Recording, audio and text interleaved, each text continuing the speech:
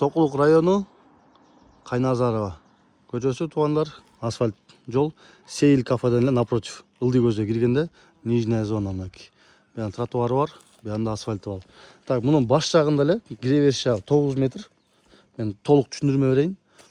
9 метр заезд. Заезд болсо өтө жакшы узун.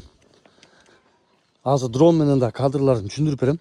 Өйдө жагынан көрсөңүздөр болот. Кандай бөлүнгөн.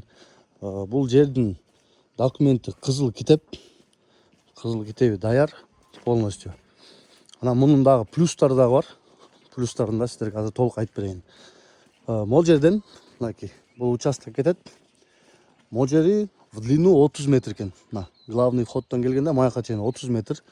Бул жерден бөлүнөт мынакей. Могул граница, могул сетка менен түп-түз до конца барганда 23 метр менен, биягы дагы 23 метр. Тетек карабак турбайбы, ана могул чоң карабак. Ошого чейин общий 11 соток жер сатылып атат туугандар. Өтө сонун жерде. Бул сарай бир аз чыгып кетиптир, муну бузуп беребиз дептир.